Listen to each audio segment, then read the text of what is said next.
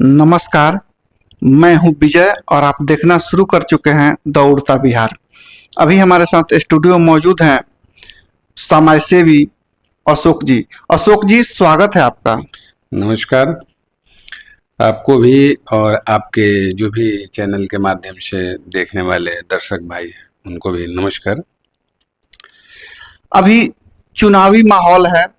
बिहार विधानसभा 2025 का बिगुल बज चुका है। सारे नेता अपने अपने झूठे वादे लेकर फील्ड में उतर चुके हैं, यूं कहें कि मैदान में उतर चुके हैं। इसको लेकर हम आज चर्चा करेंगे, जिसका टॉपिक होगा मेरा झूठ सबसे मजबूत। कैसा है? बहुत सुपर टॉपिक है आपका और ऐसे टॉपिक को उठाना चाहिए।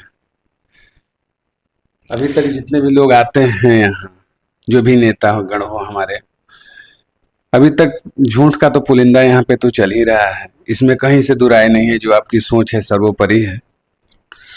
मेरा झूठ सबसे मजबूत को लेकर हम आज बात करेंगे। सबसे पहले मोदी जी के ऊपर, उसके बाद नीतीश कुमार के ऊपर, उसके बाद तेजस्वी यादव के ऊपर। तो अभी मोदी जी को लेकर हम बात करने जा रहे हैं। बिहार के प्रत्येक नागरिक को बहुत उम्मीद थी कि 15 लाख खाते में आएंगे।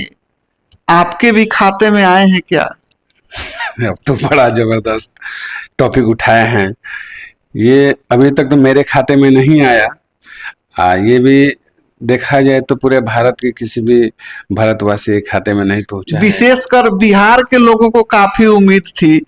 कुछ लोग बहुत उम्मीद से देख रहे थे कि 15 लाख आएंगे, तो उसको लेकर सपने सजो लिए थे कि 15 लाख आएंगे तो हमको क्या क्या करना है। आपने भी कुछ ऐसा देखा था?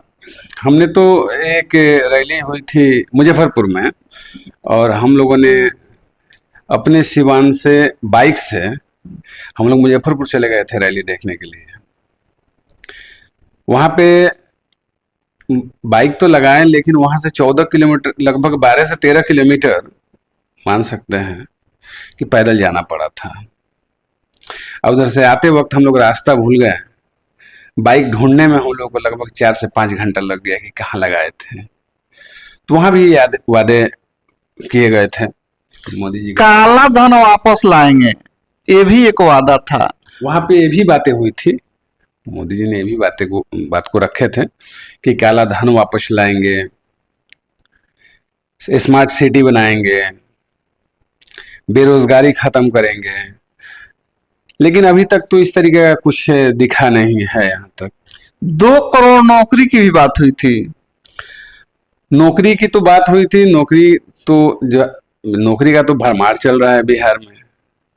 कोई 20 लाख दे रहा है, कोई 10 लाख दे रहा है, कोई 2 करोड़ दे रहा है। ऐसा देख रहे हैं कि स्मार्ट सिटी, जहां भी मोदी जी जाते थे चुनावी सभाओं में, सबसे पहला नंबर आता था स्मार्ट सिटी का, कि हर जगह स्मार्ट सिटी बनेंगे। आपके गांव, मोहल्ले, शहर में भी ऐसा कुछ दिख रहा है क्या? नहीं, ऐसा तो कुछ नहीं दिख रहा है। नीतीश जी का जब दौर था, है अभी चल रहा है, लेकिन वो दौर नहीं है जो दौर 15 तक था। उसमें जो सड़कें बनी, बहुत अच्छा काम हुआ। काफ़ी विकास का जो रेशियो था वो ज़बरदस्त तरीके से था। लॉ एंड ऑर्डर को ले लीजिए या फिर आप रोड मैप को ले लीजिए, ये जितनी भी काम हुआ सराहनीय काम हुआ। फिर 2015 के बाद नीतीश जी भी डगमगाने लगे और उसके बाद तो कोई काम नजर नहीं आ रहा है। हम बात करेंगे बिजली को लेकर। नीतीश कुमार ने कहा था कि बिजली को हम एकदम 24 घंटा कर देंगे। ऐसा लग रहा है क्या कि 24 घंटा बिजली मिल रही है? ना, बिजली तो मिल रही है, इसमें कोई दुराय नहीं है। नीतीश जी ने जो बात कही थी बिजली के लिए, बिजली जो पहले परिस्थिति थी उससे कहीं हद तक बहुत अच्छा परिस्थिति है। बिजली में कोई नहीं है, 24 घंटा नहीं, लेकिन 20 से 22 घंटे बिजली तो रह रही है। ऐसा देखा जाता है कि जैसे ही थोड़ा सा हवा चला या बारिश का मौसम आया और फिर बिजली गायब। तो ऐसा मतलब कब तक चलेगा और कब तक इसकी सुचारू तरीके से बिजली की व्यवस्था हो पाएगी ताकि बिहार वासियों को अच्छा बिजली मिल सके? इस पे तो कहा जाए तो उतना एक्टिव विभाग कोई विभाग नहीं है। बिजली विभाग इतना एक्टिव है कि अगर थोड़ा कस के हवा बह जाए तो सबसे पहला काम होता है बिजली कटना। कोई पर्व आ जाए तो वहां पे इतनी जर्जर परिस्थितियां हैं। बहुत सारे आप ही के चैनल के माध्यम से चला था और हमने देखा भी था कि बिजली के खंभे और पोल की जो खंभे और ये लाइन की तार की जो व्यवस्था है वो कितनी जर्जर है, ये तो सभी लोगों ने देखा है। उसके बाद इस 15 के बाद इसमें सुधार कुछ हुआ नहीं है विशेष करके। नीतीश कुमार ने बोला था नौकरी देंगे, ये अभी तक तो नौकरियां तो बटी, लेकिन जो वादे थे वो नहीं हुए। रोजगार देंगे, रोजगार के तो कोई 15 के बाद नाम निशान नहीं है। अपराध मुक्त बनाएंगे, 15 तक था ये, 15 के बाद तो डेली चल रहा है। तेजस्वी यादव ने बोला था जंगल राज अब नहीं आने देंगे, तेजस्वी यादव ने बोला था जंगल राज नहीं आने देंगे।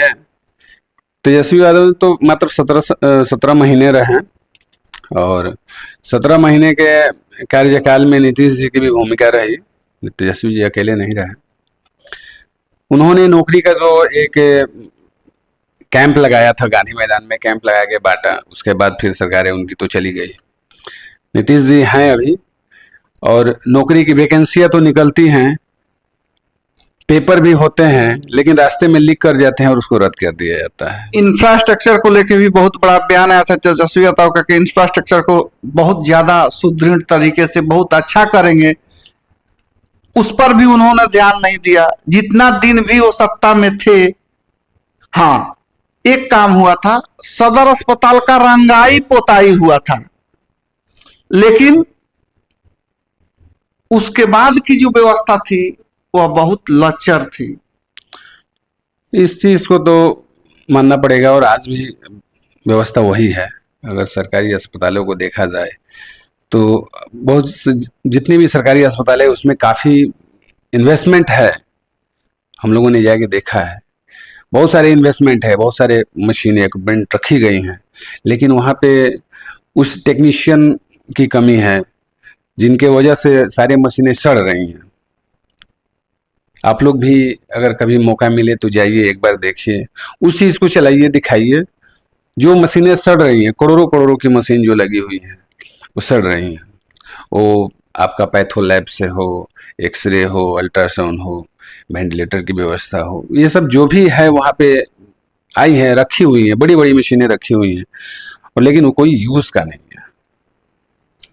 अभी हम बात कर रहे थे समाज सेवी अशोक जी से, और आज का जो टॉपिक था मेरा झूठ सबसे मजबूत, इसको लेकर हम बात कर रहे थे। आप नेताओं से क्या अपील करेंगे इसको लेकर?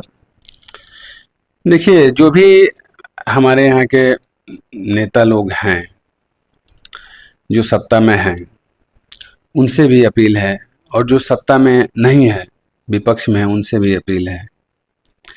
अगर जो सत्ता में है, अगर जो काम वादे किए हैं, अरे उस पर 100% नहीं तो कम से कम 80% उतरिए।